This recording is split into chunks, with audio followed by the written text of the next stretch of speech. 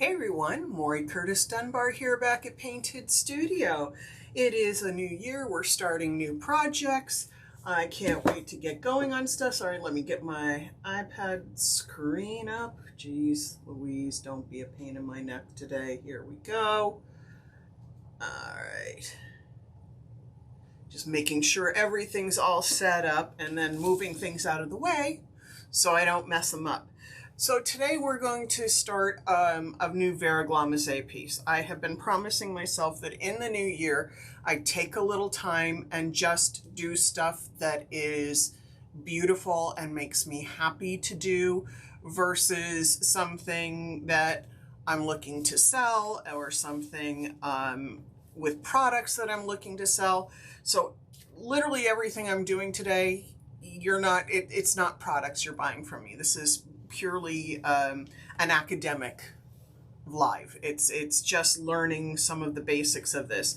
Now, no, I'm not going to give you the details of formulas and that sort of thing. I teach that professionally and I have students who pay for that. So there is a level of proprietary information. So I don't want to get oversharing with stuff, but I think we can do some of the basics and still have a great time doing this. Hey Sue and Liz, thanks for popping in. So I'm gonna swing my camera down and hopefully I'll see what I'm doing. So give me just a second, see if I need to move it more. All right, I think I'm good. Let me open up my screen a little bit so I can actually see myself a little better. This allows me my zoom movement.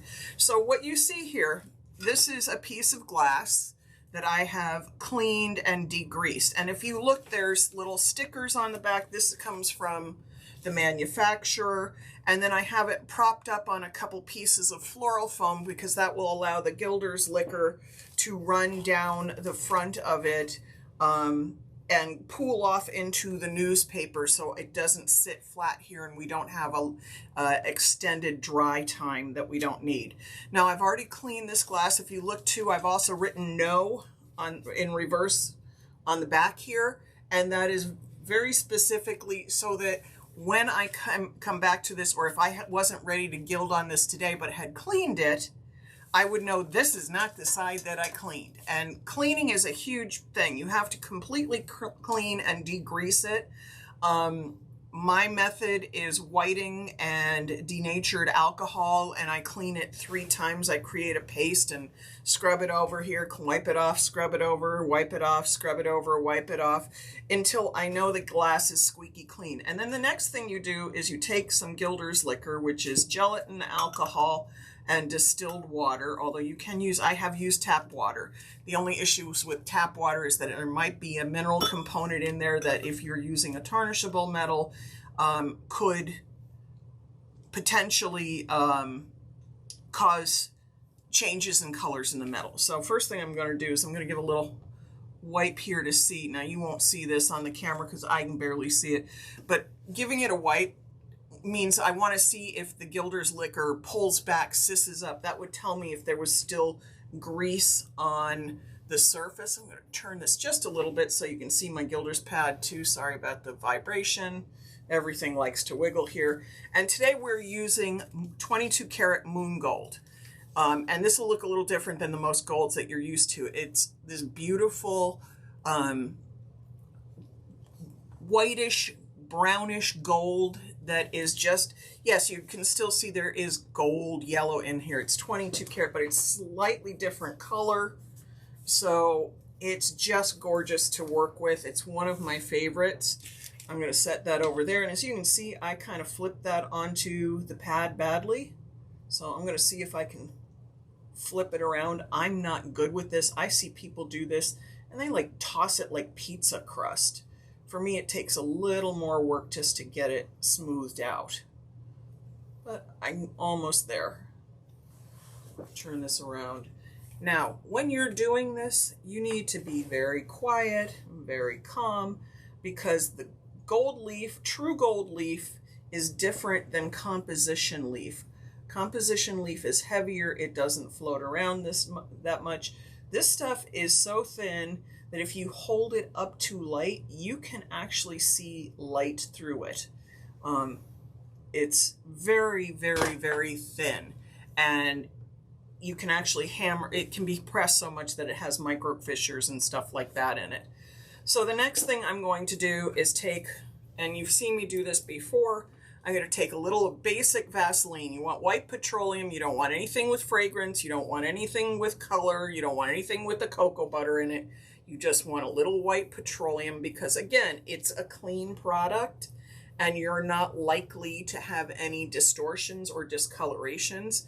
Now, I know people who can do this by simply taking their gilder's tip, which is this tool, and wiping it against their jaw if they have oily skin. I'm really freaking dry skinned, so that doesn't work for me. I can't do this. Now, my one big failing is I have a huge amount of trouble picking up gold leaf. Well, I'm making a liar out of myself. I managed to get it all on the tip without any problem. Usually I have a huge problem getting it all on there. But I also think one of my big flaws is that I try to get it on the very tip of the tip instead of higher up on the bristles. Now,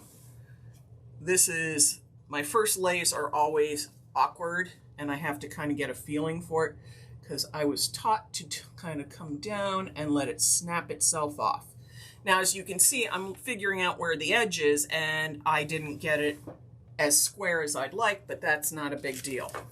Once this is done, if you want it extra, extra shiny, once this dries completely, you can put a second layer of gold on here. It makes it harder to etch into it, but you can do a double layer of gold to get it extra mirrory. Now, I put my gold to the other side for a very specific reason. I'm a klutz, and I'm trying not to screw things up. So if I move something out of my way and slow myself down a little bit, it's probably not a bad idea. So all I'm doing is taking a little bit of the gilder's liquor, and gilder's liquor works best when it's warm, and brushing it on the glass. Now, it's taking to the glass beautifully, so it means I cleaned this well. It means I did it right. Now, other people have other techniques. This is mine for doing this. I like to go a little slow and see, look, I got a piece of gold that wants to fold up on me. And it's gonna make me nutso. Wants to stick to the resin paper, or the rosin paper, whatever kind of paper it's called. Okay, come on, shake out. Let's see if I can get this off of my tip without ruining it. And it wants to tear. There's a little too much moisture. Okay, this is the kind of thing that happens when you get a little too much Vaseline on your arm or a little too much oil. The tip will get a little more sticky than it should. And then you can have issues with, as you saw, it letting go from the tip. Now, I'm going to start working this gold open again because it folded up when it came out of the book because it was being stubborn. Come on. Now, if I'm really good at this, the days that I'm really doing well, and it might not be today because you already see I'm struggling a little today, I can take this and go, and it will flatten it completely to the surface. Now I got a little pucker and a little gather here, and that just fell off onto the surface. So watch. I don't want to do this with my bare hand because my bare hand's not completely clean. We're just taking off like that. Now, I know that makes everybody nervous. People get really anxious when they see somebody do something like that with a beautiful piece of gold. Don't. This is part of the process. If you have a piece that goes rogue, a piece that goes bad, you have to just be willing to say, you know what, that's just a little bit of material that didn't want to be where it was supposed to be. So now I'm putting it back on the pad. Hey, Maddie and Gloria and Kim, and I'm just checking to see who popped in. So nice to see you all here.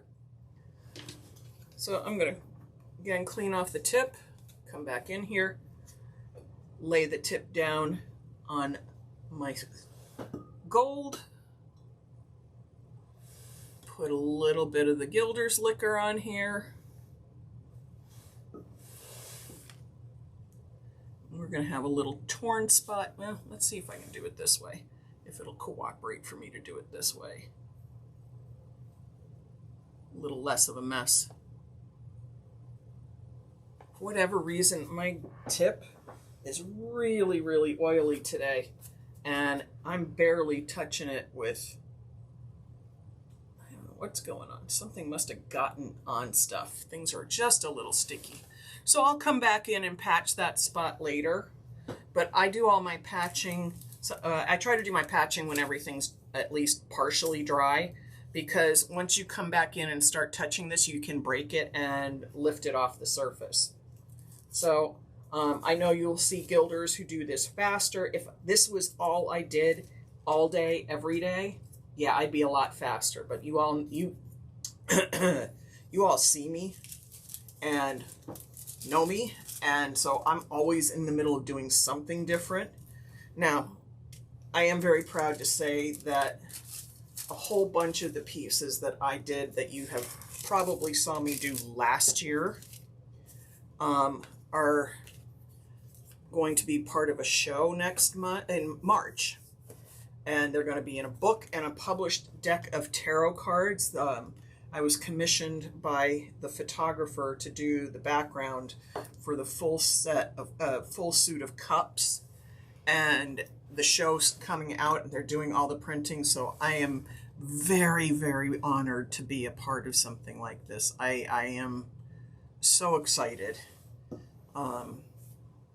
This is going to be one of the first times my own work, not my teaching work, will be published in a book. And that's a big deal to me. So I am very excited by that. Now I keep coming back over here too and checking to see if there's any questions, because I know this is kind of a unique thing for some people. Most people don't think about applying stuff like gold leaf to glass.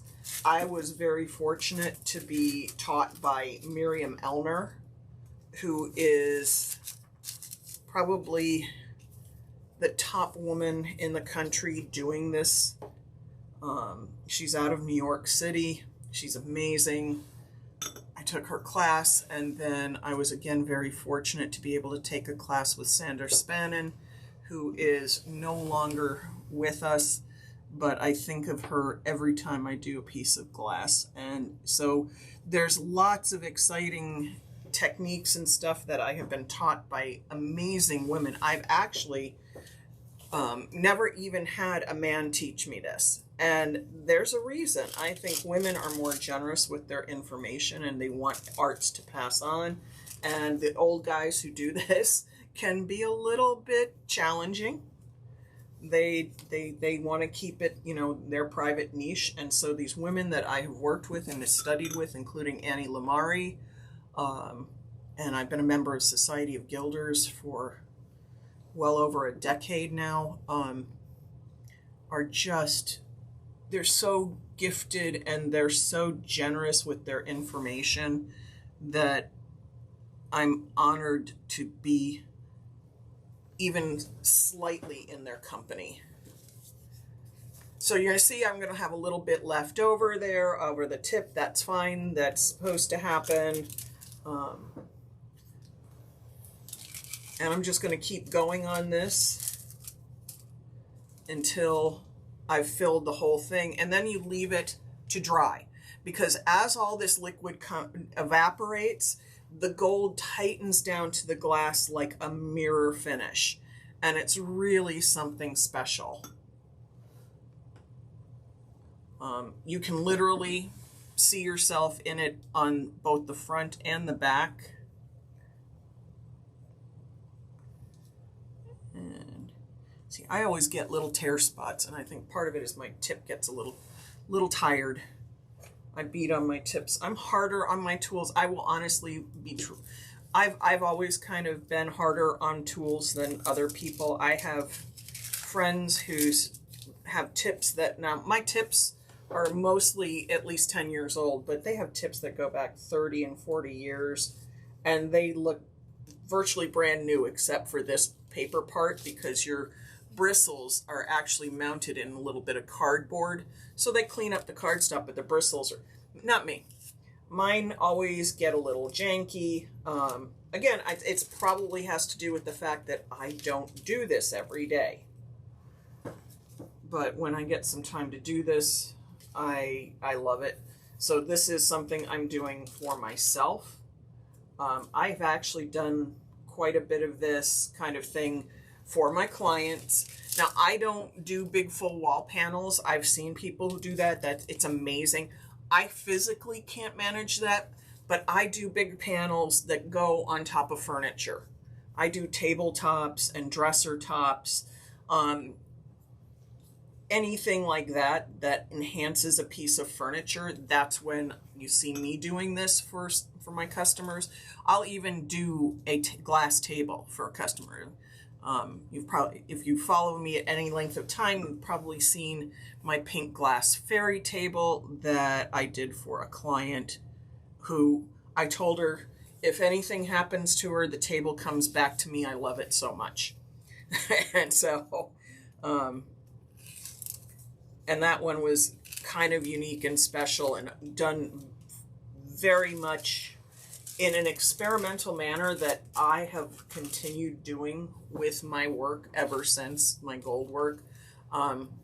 You can layer gold, etch through it, do all kinds of stuff, and then you build up behind it and get these wonderful colors and depths and patterns, and that's something I love to create.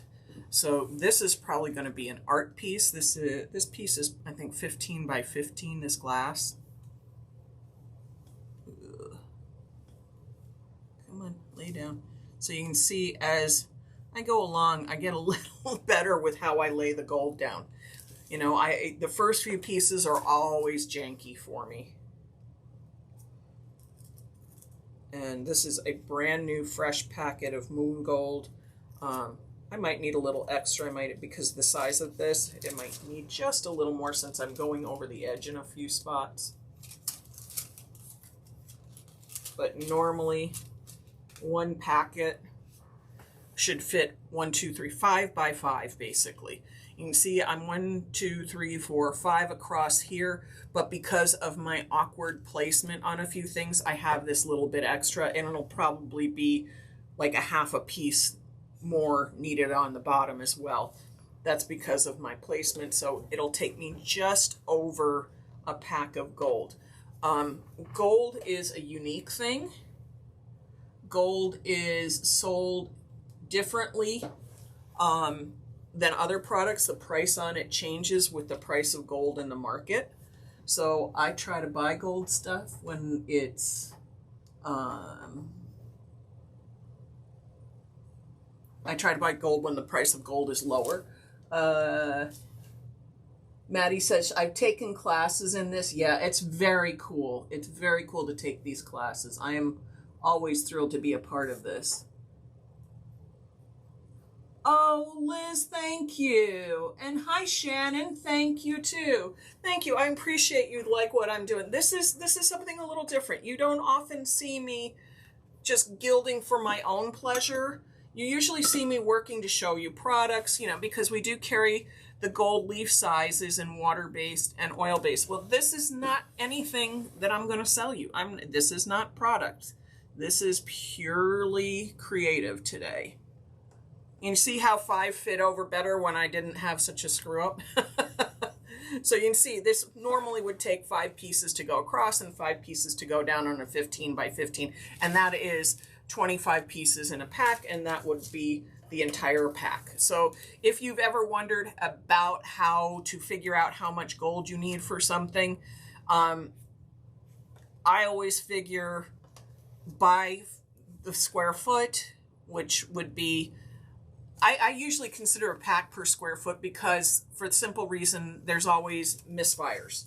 There's always pieces that go flying. There's always something that needs to be touched up. And that can be expensive when your gold is $36 a book. Now there is another kind of leaf that doesn't come in, this is loose leaf that comes in a book. There's patent leaf that comes bonded to paper and in rolls, and you actually apply the gold leaf size and roll it out, so there's much less waste. It's a more expensive way to purchase your gold, but in the end there's less waste. It doesn't work on glass like this. It has to be, the glass needs the leaf to be loose. So you're going to have some waste. And this is just a very calm, very quiet way of doing it. You can see my gold is moving as I talk because air movement affects this. And I don't even do this near an air vent in my studio. Because my vents are over here, and I specifically set up when I was putting my new studio together so that there would be no air vents over this area, so I could actually do this kind of work. But you can see sometimes the gold breaks, and that's what I have happening right here. Let me see if I can zoom into that and have you see it. You should be able to see it right in here. And that happens. That's why you're going to be touching up stuff. I mean, I know I have a touch up here and here and up here, so it's not a big deal. Don't get freaked out if your gold isn't perfect. There are people who do this and they snap this stuff. Well, they don't snap it on, but they're much faster than I am, and they get it on and it's flawless. And I envy them that talent, but that is not me. So this is what it looks like from a gilder who does a lot with gold leaf, but doesn't do gold leaf every day. Just be patient, take some time, don't sweat it. Don't make yourself nuts because it's not perfect. And remember that after we do this, we will be etching a pattern in here. So we're going to lose, we're going to remove at least 50% of what we're putting on here. So just be aware of that. And that will, that's the other part you have to adjust into too. You're covering this whole thing, and then you're going to be removing a lot of it because that's how we're going to create a pattern. I haven't even decided what I'm doing for patterns. I just decided today that I needed to do a Cerre Eglomise piece. And tonight I'm going to go through some of my patterning books, and I will make some decisions by tomorrow, because I don't have to make a decision before tomorrow.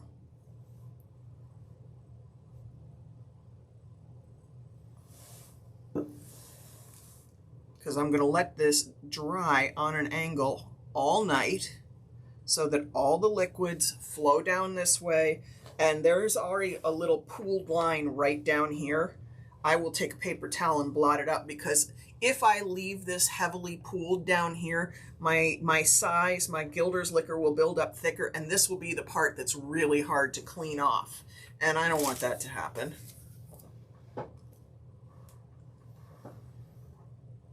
Hi, Jilzy and Dolly and Alicia and Shy. Thank you all for coming in. Now, I should warn you, my iPad's about to die. So once it goes, I will not be able to see anything that you're saying and commenting. But don't let that stop you from asking a question or leaving a comment. I promise you I will come and handle it after my live is finished. I will look at the comments and questions. I will answer anything you have questions about, unless it's part of the specific proprietary information that I use for teaching. But this is just sharing how this all works. I love doing this, and this makes me so happy. And I'm just doing this to make myself happy for a change. I do a lot of stuff to share for teaching, and I'll be using products that you can also purchase from me later on. But this is all just to do something really beautiful, to get my hand back in something that I haven't had any time to do for a while.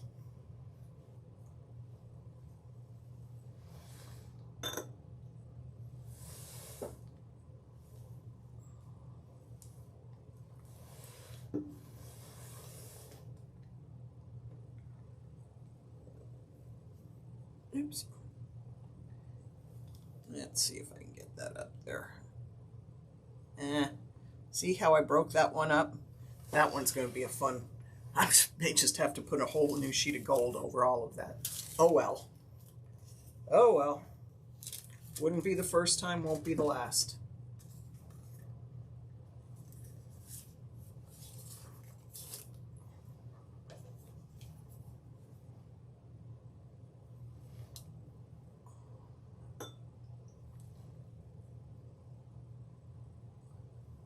Now, if I stop talking, it's because I'm actually paying attention to what I'm doing.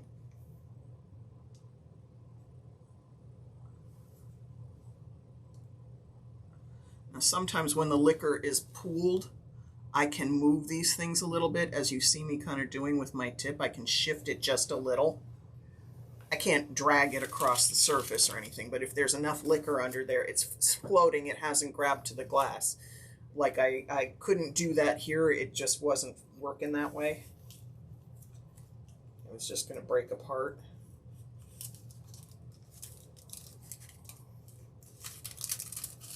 Yeah, I took my very first class doing this from the Society of Gilders, and it was taught by Miriam Elner, and I think it was the last time she taught a class. And oh my gosh, it was amazing. Now, I will tell you, I was in a class that was half gilders and half decorative artists who do finishes on walls and floors and stuff.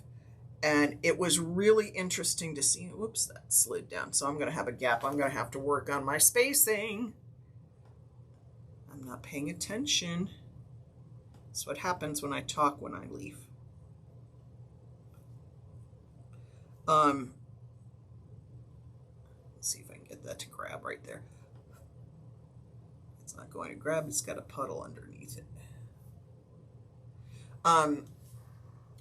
So, you know, the gilders were aware of the cost of the metals and that sort of thing. And the finishers all wanted to know how you price this out by the square foot and how you do certain things. And basically, I got the idea that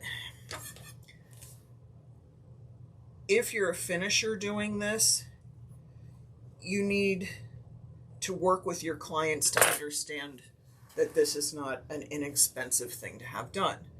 And it doesn't work. You don't price it the same way you price out a plaster finish and stuff like that. It's a very different way of looking at, heck, your materials by the square foot are so much different in the cost than, you know, a gallon of plaster. So if you're a finisher wanting to do this, and I know finishers who've become phenomenal Cerre Eglomise artists, and that's part of what they actually had to learn for themselves, is that this is, you treat this like fine art on walls. You don't treat this like a decorative finish that if you're going to change your mind, you're going to want to redo it, because it's not. If you're doing this on walls and stuff, there's a whole lot of installation and a whole lot of other stuff that goes on with it that, because I don't do it on walls, I don't even remember how to do it. I have it in my notes. But you really want to make sure that this is viewed as special as it is. Now, I've seen this done, I think Miriam did it, like in shower doors, but her shower doors were actually two pieces of glass that were sandwiched, because this is not going to hold up in a shower, and you don't want it can't be cleaned that way. So to protect it, it was actually sandwiched. She did two pieces and then sandwiched them together for a complete look, and it was amazing. And she did all kinds of gold and coppers and silvers and mica powders and paints and all this kind of stuff, and it was just outstanding. Probably some of the most expensive shower doors anybody's ever had. I don't know. I don't ask, you know, I don't say, hey, how much do you charge for those doors? No, that's not what I ask. I know it probably cost quite a bit, because they were incredibly intricate and beautiful on top of everything else. But as a decorative artist, you have to look at it differently than you do other finishes. And let me see if I can get my gold out of here. It's caught up in the tip. There we go. That was a lucky one. Normally that doesn't work for me. So I'm just going to finish this book, and we're then going to finish this live. Let me check and see who's here. Hey, Rhonda and Diana and Jennifer, and who else am I seeing here? Thank you very much for coming in. Yeah, I'm a little earlier these days. I'm finding that if I'm on a little later, I don't see as many of you as I do if I come on, say, between 3 and 3:30 my time versus 4 and 4:30. Now I'm going to be back in my special videoing studio. Miguel is back from his holiday break, so we're going to be doing other videos. Oh, come on. Why is everything being cranky today? This gold, it's just being a little cranky today. Yeah, and I laid that one really badly. And there's always a piece that I will lay just so cross-eyed badly that I will reconsider whether or not I'm going to leave it there. Now, normally I can't pull it with my finger. Let's see if I can get it float a little with the gold, the liquor. If I can float it a little bit, I might be able to move it. A little extra Gilder's liquor there. I can sometimes move it. There we go. It's spreading out just a little. This piece wants to grab on itself, and I'm not sure why. And I'm breaking the heck out of it too. Oh well, I'm leaving it alone now. That'll be a corner that I definitely etch something out of. Normally when I'm doing this, I'm by myself. It's quiet. I have quiet music on.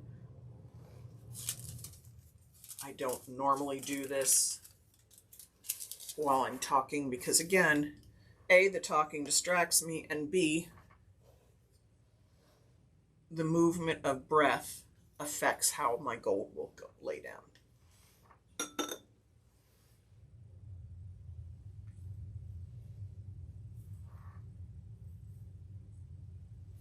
Put the brush back.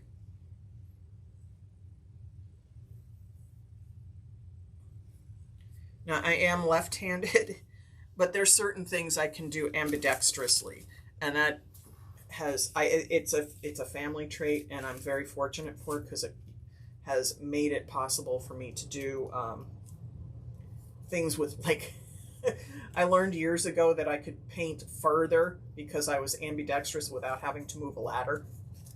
It was really a sweet thing because I hated getting up and down off ladders and moving them. I was always afraid that I was going to knock the ladder, even in an empty room, I was going to knock the ladder into something. So being able to paint like my full wingspan was always really nice.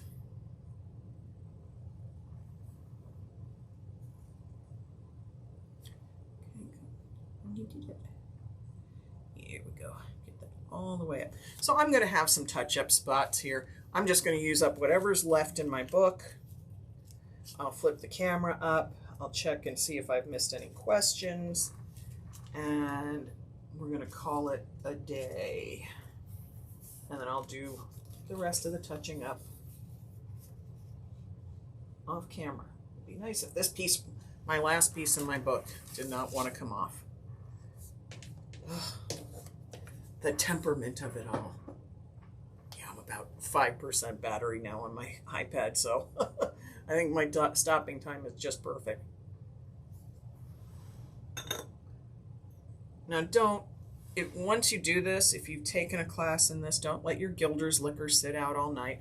If you have a bigger piece to work on, I have actually got one of those little coffee warmer things There's my bad piece, last bad piece. So this last row is not my friend. I am going to take this. You notice my fingers aren't on the top, and I'm turning it. Why am I doing that? That allows the gilder's liquor to flow down this way. I can clean up a few spots. I can touch up, grab a little here, so I don't get a heavy buildup of the gilder's liquor here, and then it makes it impossible for me to etch out stuff. Now I'm going to zoom in here because you should be able to see it. If you look right here, you can see how that gold is tightening up. And right in this spot, let me see if I can get it there for you. You can see this spot is hazy, and then some of it's mirror shining. This piece is completely hazy. This piece right up here is mirror shine. This piece is still hazy. This is what happens. As it dries and tightens, it gets really, really flat and mirror-like. And that's part of what I love with this. All right, let me flip this up so that you're seeing me, I hope. Open the camera up. Whoops, sorry, I'm gonna have flash that tight for a second. So I appreciate you all coming in with me and seeing how I do some of this stuff. I will, let me see if I missed any questions.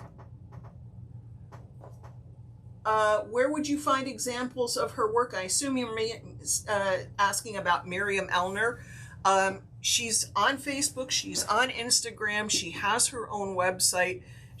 I want to say she's in her late 60s, amazingly talented. And her name is Miriam, M-I-R-I-A-M,